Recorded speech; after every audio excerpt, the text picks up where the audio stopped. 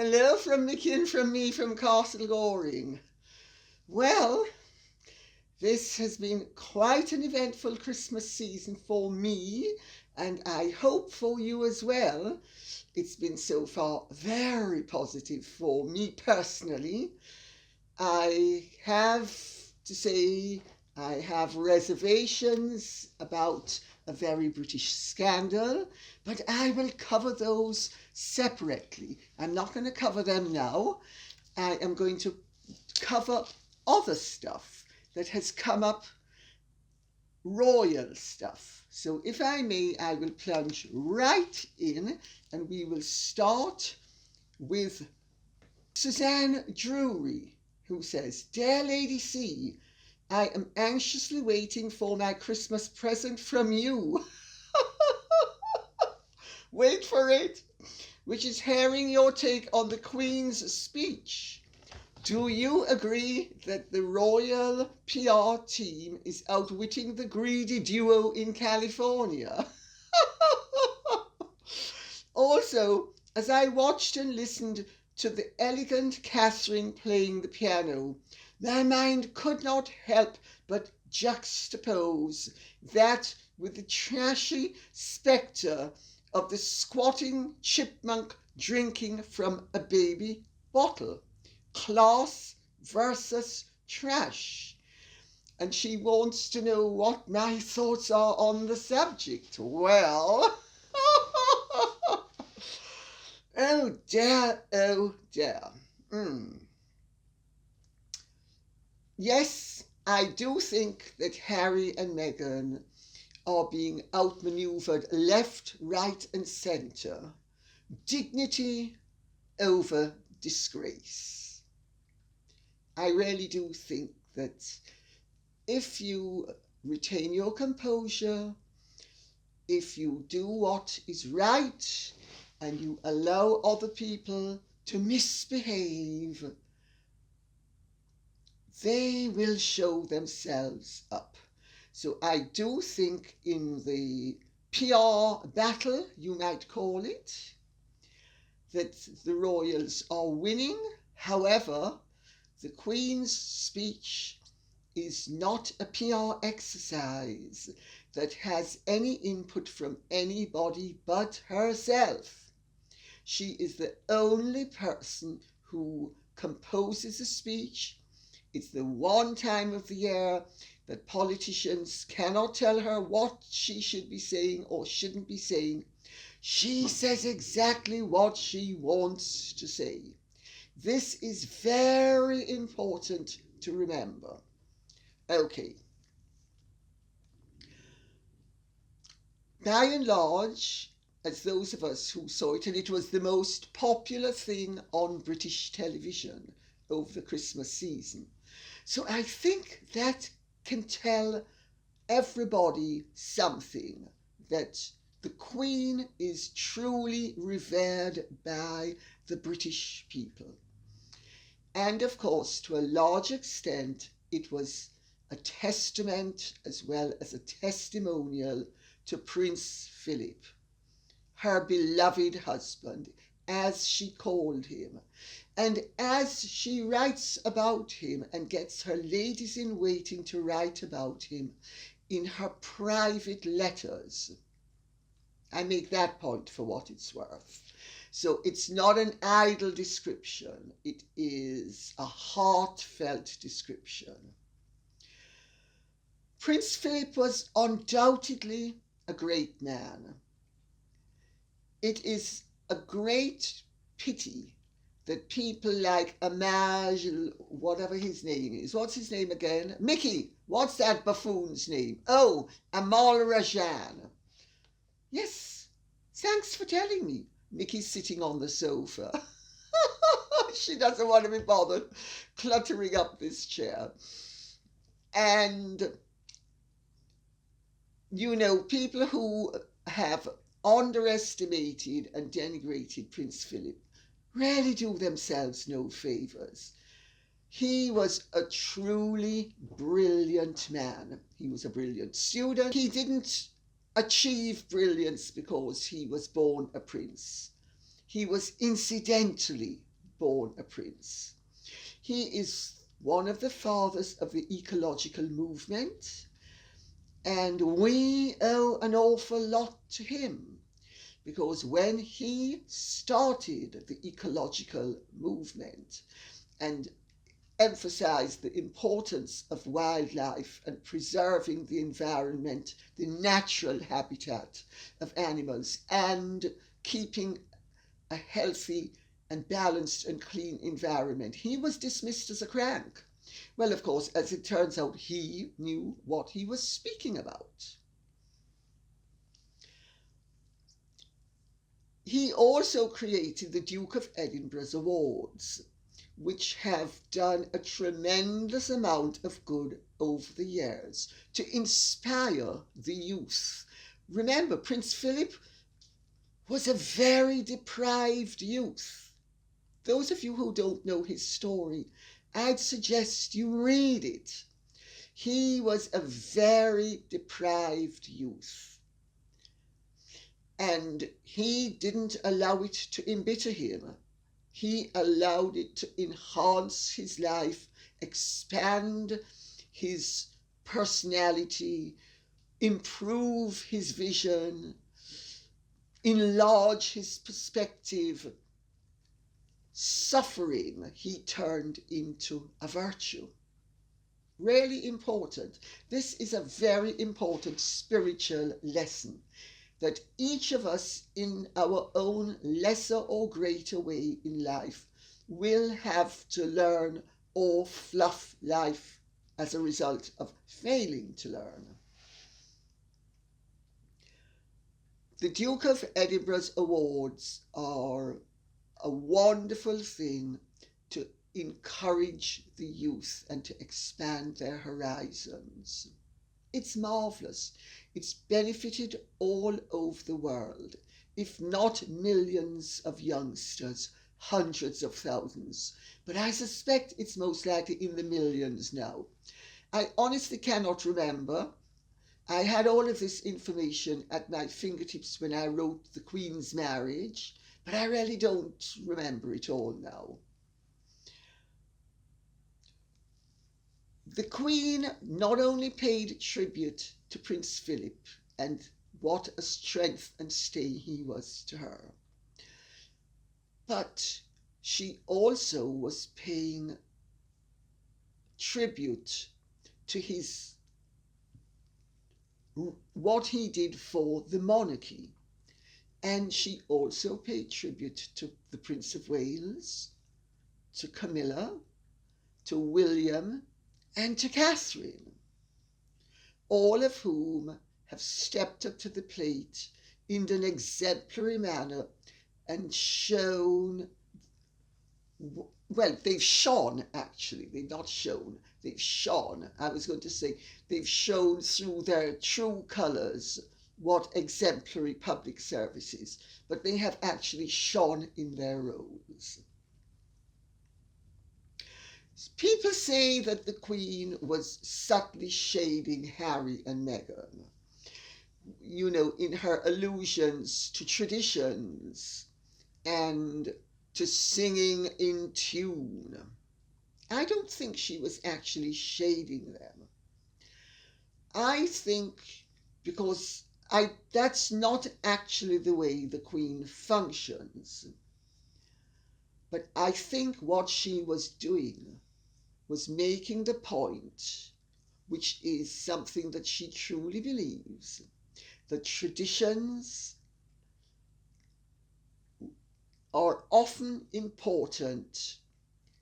They are not only often important, they are often the glue that binds families, people, and societies together.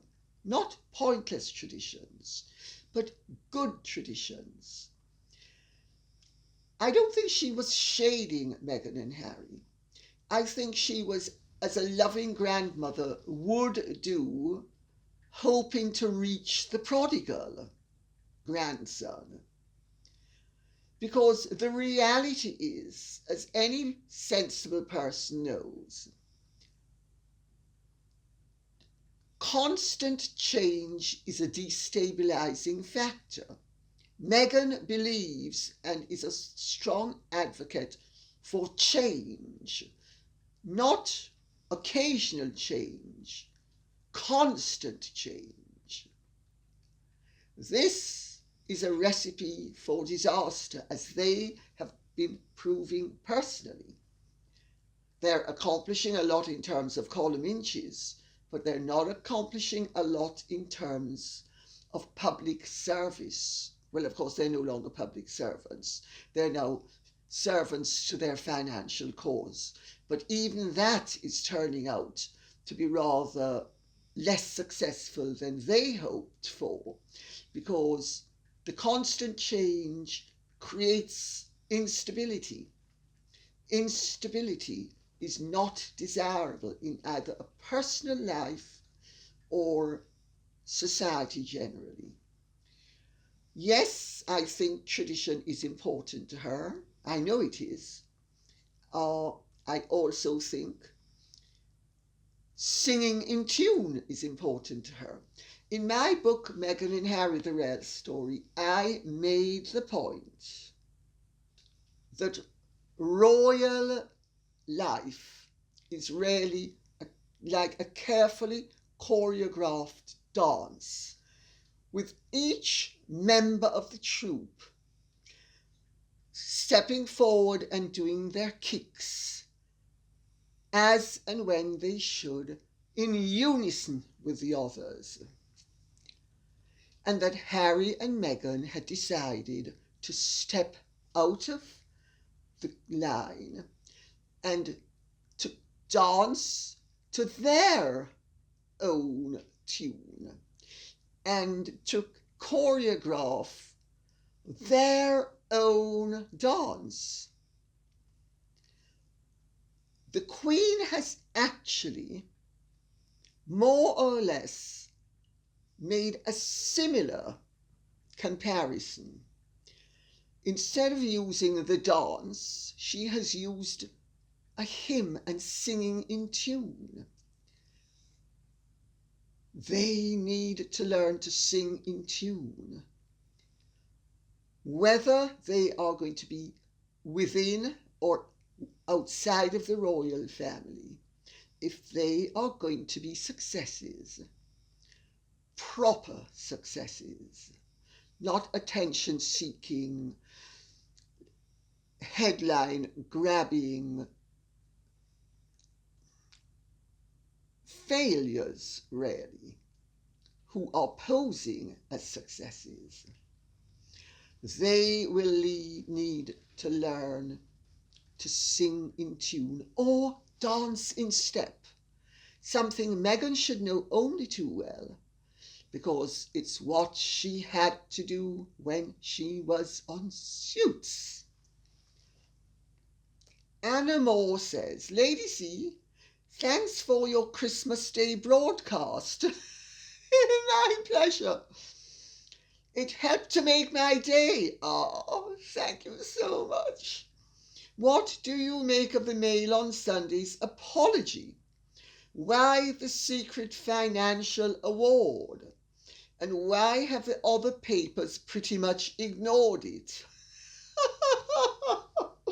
Oh dear, well, that's a good question, if ever I heard one.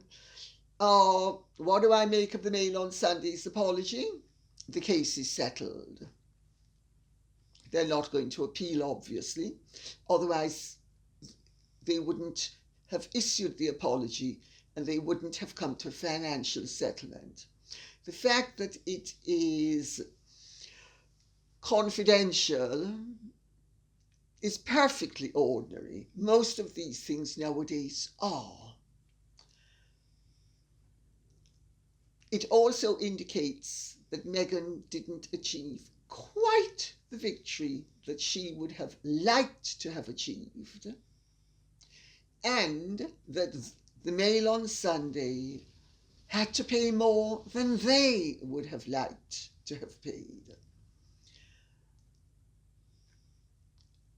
Why have the papers pretty much ignored it? Well, it's the courtesy of one, shock for another. Meghan and Harry have made the grave mistake of suing not only the right-wing press, but the left-wing press at the same time, who by and large are their supporters. But they are all press, and they are not going to be sacrificing each other and jumping on the anti-press bandwagon because they're not suicidal. It was an act of total folly for Meghan and Harry to not only sue any of the papers, but to sue both the left and the right-wing organs at the same time. Very stupid. Of course, from their point of view, very clever, because they have something against all of the press. But in terms of their reputation, not so clever. Why is it not so clever? Because Meghan has won the battle and she has lost the war. Meghan has failed to achieve her objective. She set up the whole Mail on Sunday thing, let's call it, by writing to her father to destroy his reputation and enhance hers.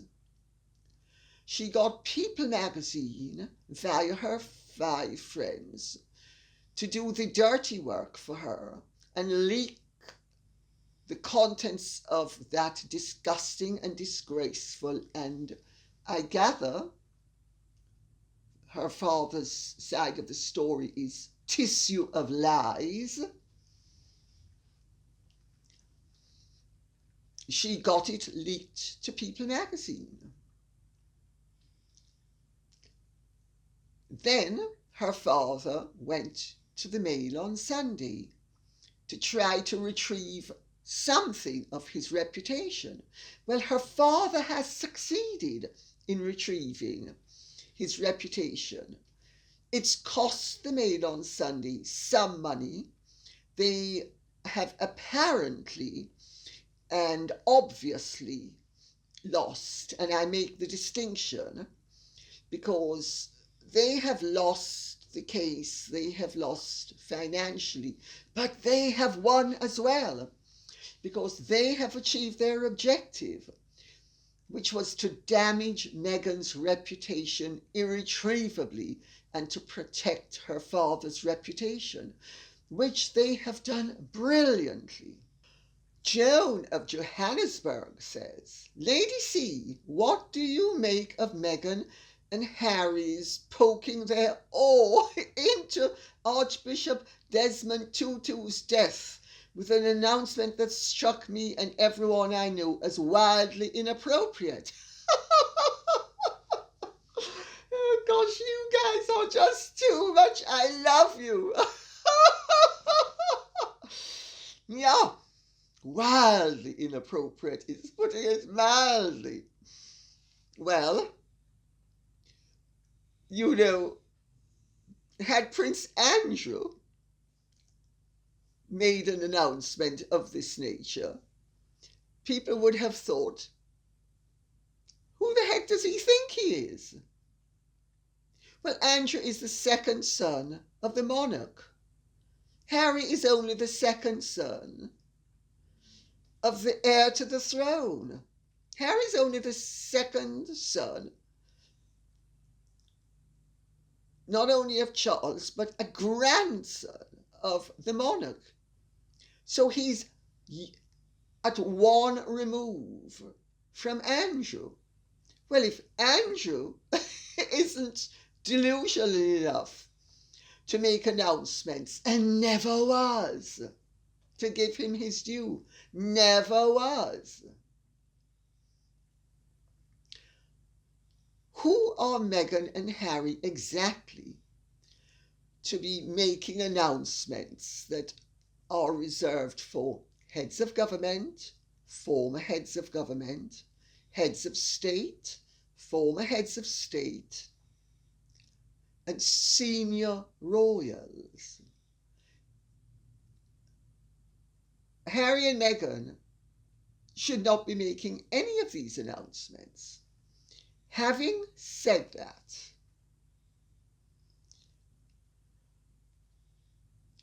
I can see why they made the announcement. Because, of course, Desmond Tutu was black, and Meghan has a soupçon of black blood. Just a soupçon. Of course, much evidence of its existence has been eradicated via plastic surgery and chemicals, but it still exists. So you could say that from that point of view, it might have been appropriate. And you could say that they had a special relationship, as they have tried to make out, because let me read what they said. Archbishop Tutu will be remembered for his optimism, his moral clarity. They can recognize it in others. Funny they can't recognize it in themselves. And his joyful spirit. He was an icon for racial justice. I think he was just an icon for justice, but there we go. And beloved across the world. Yes, he was, because he was good, not because he was a rat. It was only 2 years ago that he held our son Archie while we were in South Africa. Oh, there they are. Everything revolves around them.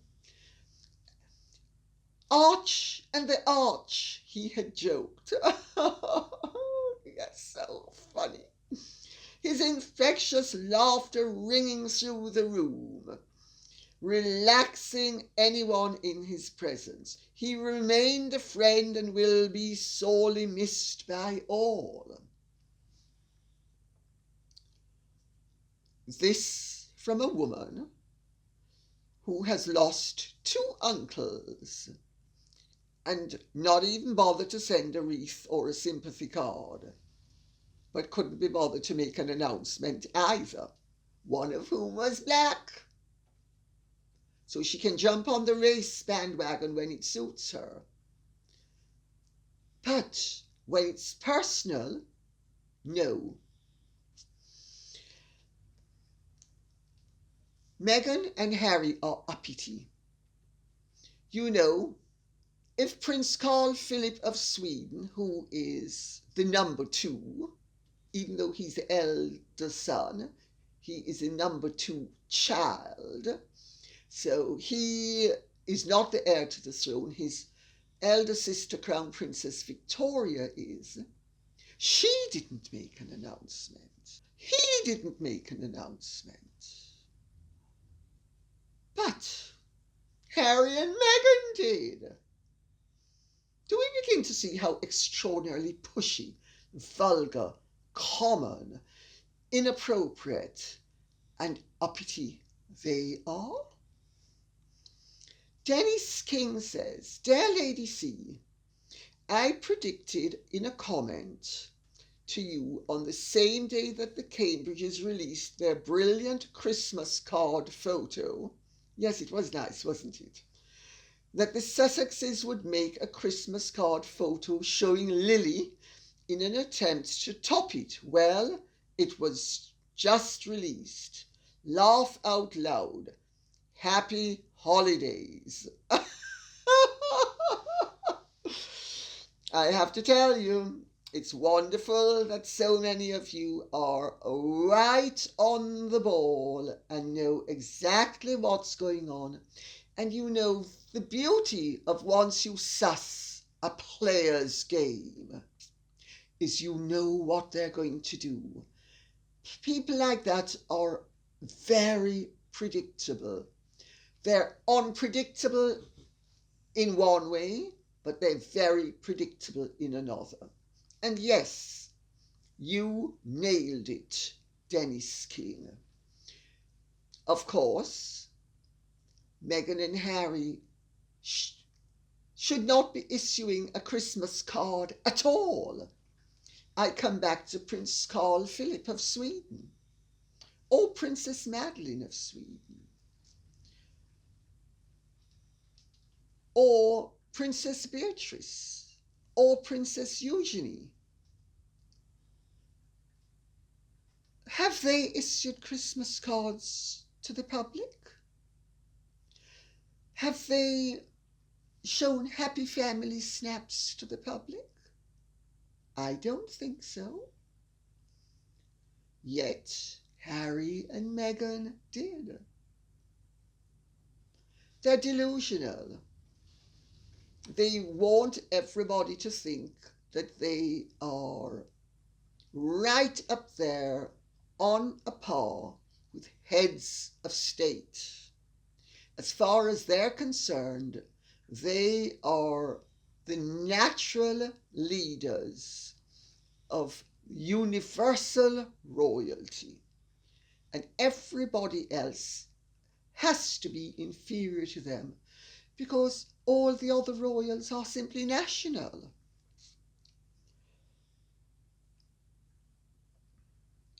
B.J. Brown says, just checked people, and it says the photo of Harry, Meghan and the kids was taken this summer by Alex Lubomirski.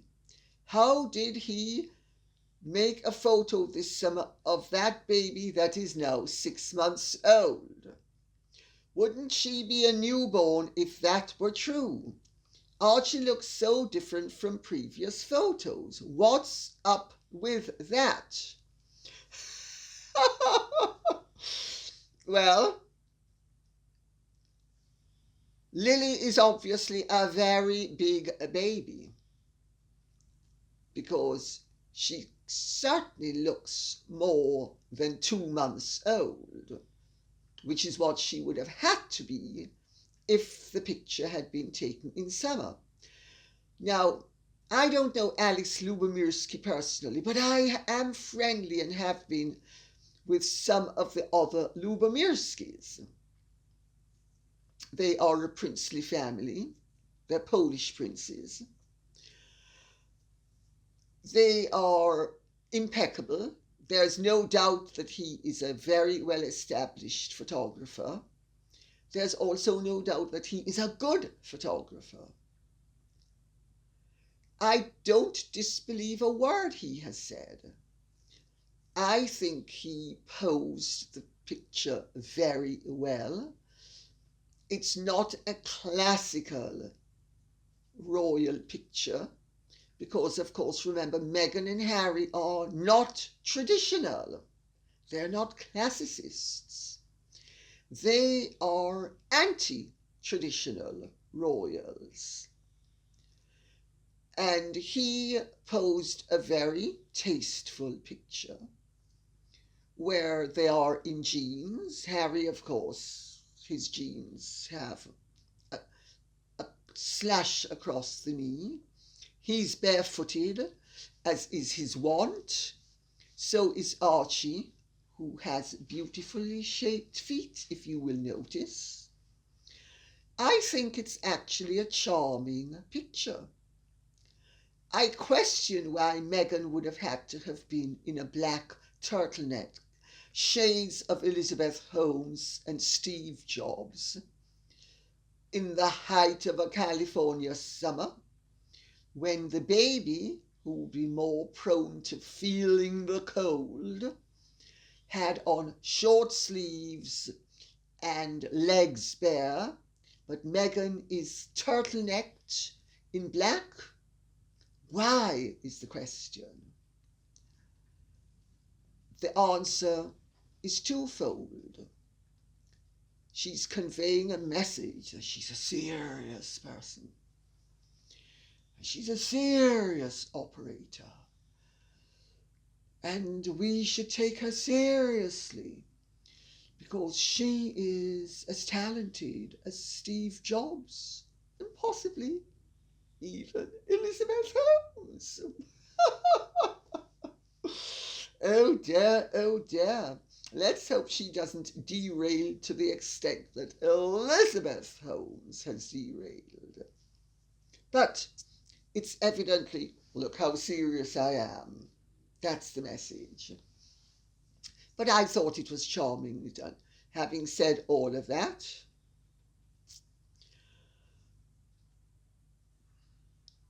the baby is very big for her age. Some babies are bigger than others. I think we can safely leave it at that. I hope. Because Ton Marina says, the Markle's Christmas card looks photoshopped. Well, I don't think it's photoshopped, but all photographers touch up. I mean, that's what professional photographers do. The baby looks like it has hydrocephalus, and Archie looks like his hair is dyed really red or he is wearing a wig. Well, no, the baby doesn't look as if she has hydrocephalus. Hydrocephalus would be an enlarged forehead. She doesn't have an enlarged forehead. She has the back of her head is unusually pretty much the same size, if not larger, than the front of her head. If you take the air as the halfway point, the back of most people's heads is rather smaller and sometimes substantially smaller than the front of their head, face to the air. This child's proportions are those of at least equality. I hate to point out to those of you who think that the child is the product of a surrogate, that Meghan has a huge head, the back of which is unnaturally large compared to the back of most people's heads. So, for what it is worth, this could be an indication that the baby is gestationally Meghan's. Just make that little point for what it's worth. As for Archie's hair being really red and he looks as if he's wearing a wig, well, several people have commented on the fact that Harry has a far fuller head of hair than he normally has, which would suggest that Alex Lubomirski's retouching has assisted Harry's, shall we say, tonsoriality. But as for Archie, no. I think it's an accurate photograph done by a photographer. I think the other photographs that were done were either done by less capable professionals or by unprofessionals, and that they were either bad photographs or tampered with quite deliberately. You know, one of the ways to keep yourself in the news is to throw red herrings everywhere. Of course, red herrings that are left lying around stink, but they still get you a lot of attention. That could be the reason. But whatever the reason, I would not care to impute upon Alex Lubomirski's professionalism. I think he is a consummate professional and a very talented photographer. Linda LM says, on another subject, has anyone seen the Christmas pics they've just posted? For one, they definitely read and listen to the critics, as they've posted a normal pic with full view of the kids instead of the weird-looking previous pics. Secondly, looking at the kids, I now believe they're not genetically hers. They have none of her characteristics. Let's not forget the back of the head. I don't doubt they used a surrogate. Well, you're entitled to your opinion. Or two different surrogates even. You're entitled to your opinion. As the kids were conceived in two different countries. But I thought there could have been a possibility they still used her eggs. Entitled to your opinion still. But I rarely doubt it now. You're definitely entitled to your opinion. Linda LM. Anyway, I don't know why they post a Christmas pic when they're supposedly so private and want to protect their kids from intrusion. Why post pics of their kids then?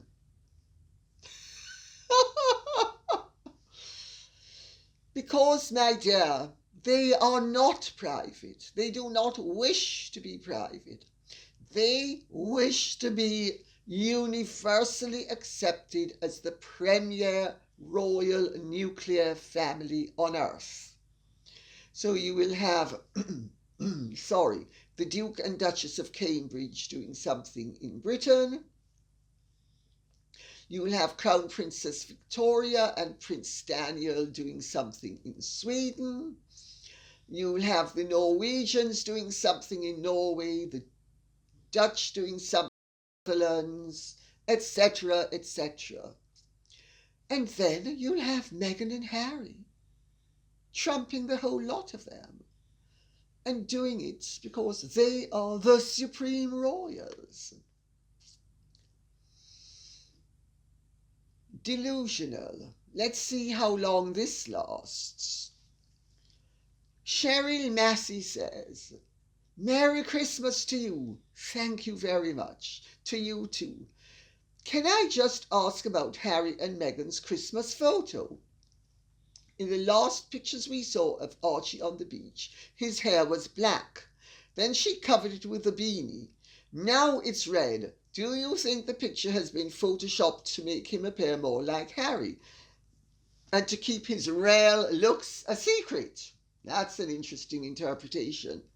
I know children's hair changes, but this change is quite extreme.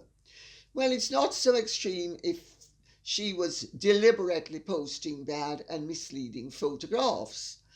And I wouldn't put it past her, let me tell you. And if you do, you need to rethink your position, because I wouldn't put it past her to be quite deliberately posting misleading photographs.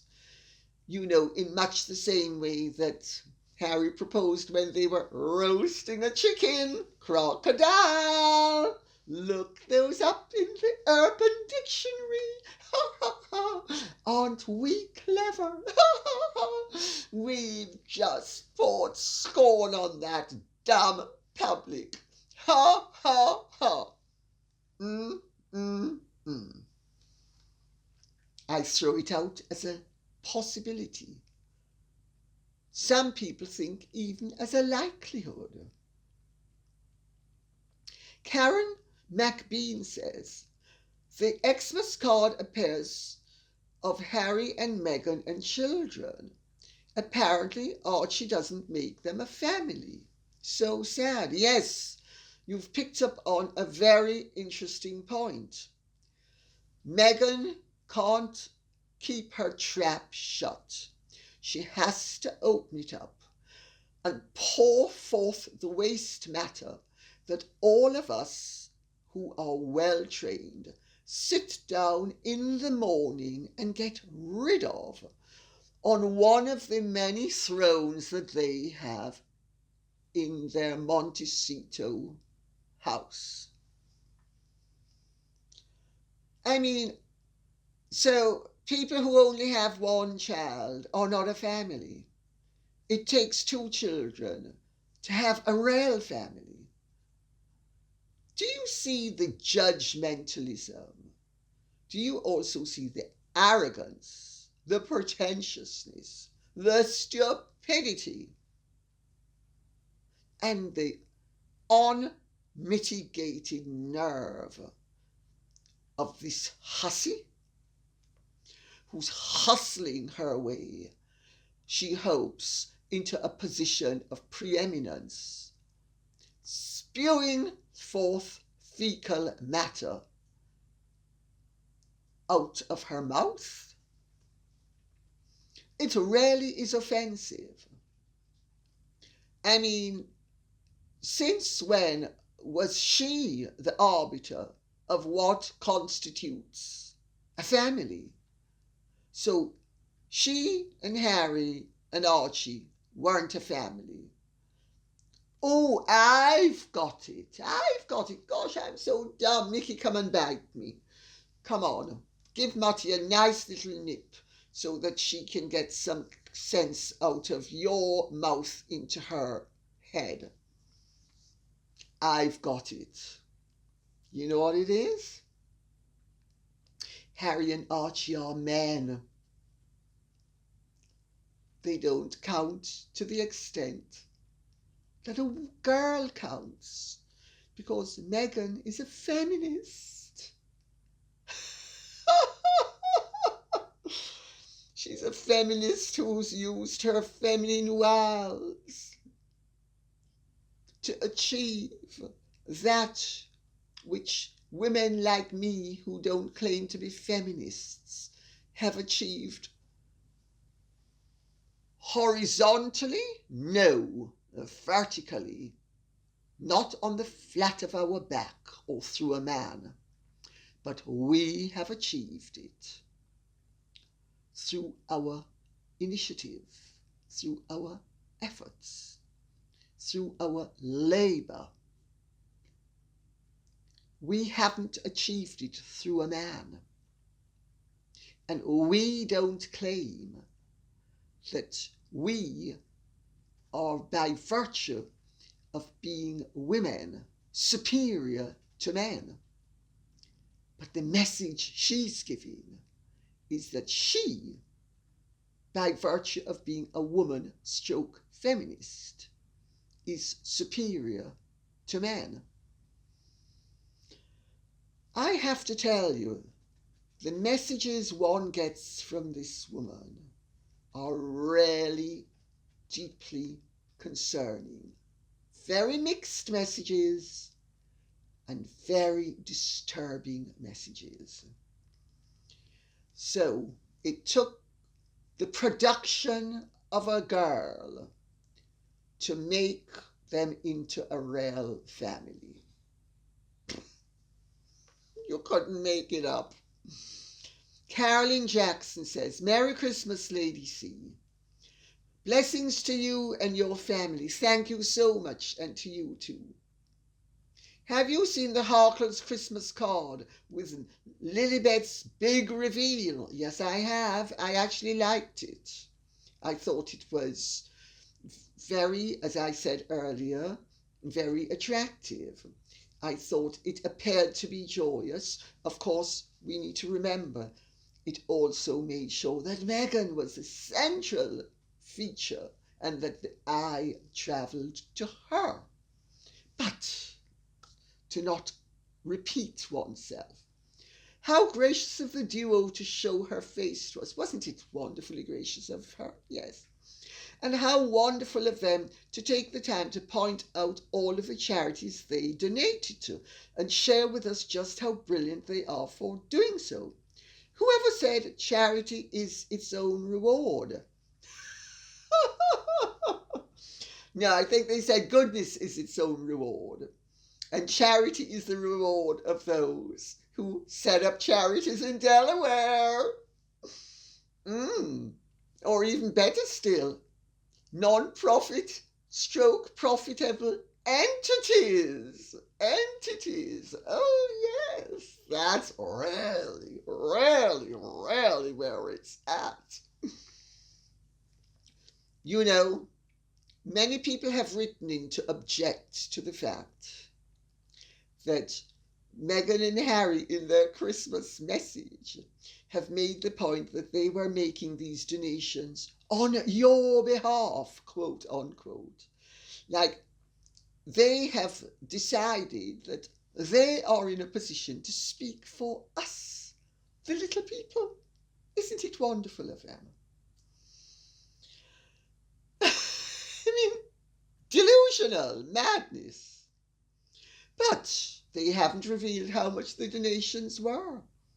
I mean, I think she donates something like £10 a month to the dog refuge in Britain. So how much are they donating to all these charities? Is it $10? Is it 50? Is it 100? Is it 1,000? Is it even 10,000? And does the donation mean that somehow it comes out of Archibald's pockets, and that Archibald gets topped up by someone else? Quid pro quo. All these opaque maneuvers are things that it would be very reassuring to have cleared up with a little bit of transparency. But they listed the supposed charities, not all of which incidentally are charities, but they listed them as charities. Team Rubicon.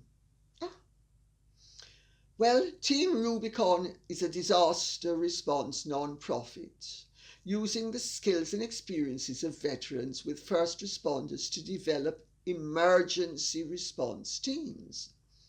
It's deployed across the United States and the rest of the world to provide humanitarian aid to areas that have been impacted by disasters. Perfectly worthy. Perfectly worthy. Which other royal tells you the list of charities that they have donated to? I just ask that question, knowing what the answer is. Welcome US. That's an organization that provides support to welcome refugees into the US and helping them to resettle. Noble so far. It counts several high-profile chairmen and chairwomen, they say, except there's no such thing as a chairwoman. It's always a chairman, and a chairman sits in the chair. It's the chairman or Madam Chairman. That's the correct way, not this newfangled nonsense about a chairwoman, or worse, a chair. George W. Bush has been affiliated with it, Michelle Obama, Barack Obama, Bill and Hillary Clinton. I wonder how much of the Clinton Foundation's money was given to welcome US. But we can see it's both sides of the political divide because of George Bush's presence. Human First Coalition. This is another non-profit, and it's led by volunteers and has been helping American citizens and allies following the Taliban takeover of Afghanistan.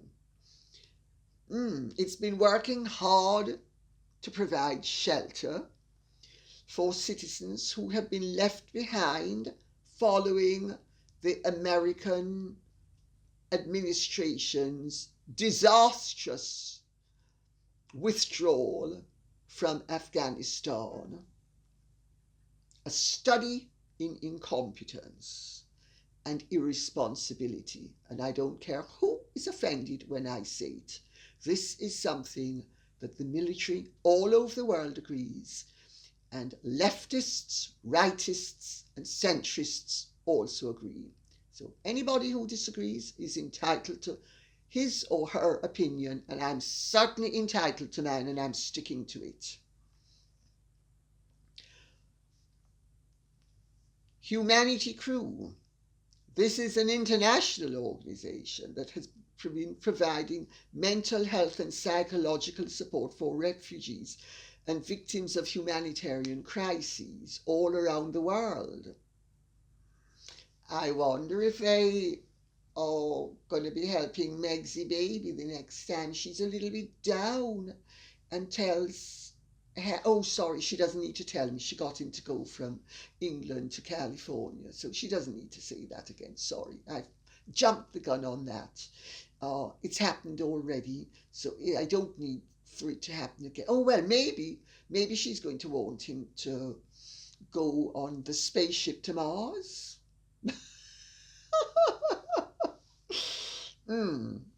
So maybe she'll need some psychological help. Oh, actually, I just realized she's never needed psychological help, has she? But if she had, she could have got it not only from Harry's and Meghan's people, but she could have got it from her own mother, the charities that he was involved with his brother and sister-in-law, etc., etc. Paid leave for all is another of the causes that they have so vulgarly listed. It's a national US campaign fighting to bring paid family and medical leave for all working people. Meghan poked her all in October when she wrote to Nancy Pelosi and Chuck Schumer, and she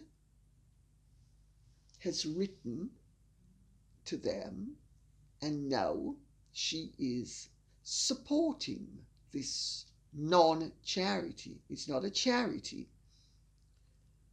It's not a charity, and it's not something that royalty should be involving itself in. Then something called PI plus us, or PL plus us. I don't know what that is. I've never heard of it before. But it's another campaign advocating for paid leave in the US. It was founded by somebody called Katie Bethel, who was named as one of the world's greatest leaders by Fortuna magazine. It works in partnership with employees, employers, consumers, etc., etc. Well, I have no opinion one way or the other on that subject, paid leave. I'm not American. I think it's not my place to have an opinion as to something that could have an impact upon jobs in certain situations, and certainly upon people's personal lives in other situations. So I don't want to get involved with that. All I would say is that this is a very curious melange, heavily political, with a betrayal of their interests. What about a little something like cancer, heart? What about one of those sort of standard charities? What about the causes that Harry abandoned in Britain? They're international. Harry, why didn't you give something to the Veterans Association? I've raised money for SAFA, and I don't pretend to be wonderful. Why couldn't you have given some money to SAFA? Soldiers, Sailors, Airmen's Association. Why couldn't you have done it? I just ask that for what it's worth. What about one of the other veterans' charities in England? Maybe you were nervous that your $50 donation was going to get out. Nancy Davies says, the Harkles released their Christmas card, which is very cute, I agree. But who sends a Christmas card and lists where they've donated? Answer, no one.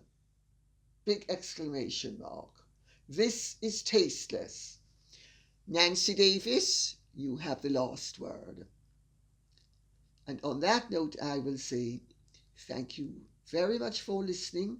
I hope this has been of some interest to you. If it has, please like, share, subscribe, press the notification bell. Keep the questions coming in. I will see you on New Year's Day. God bless. Bye-bye.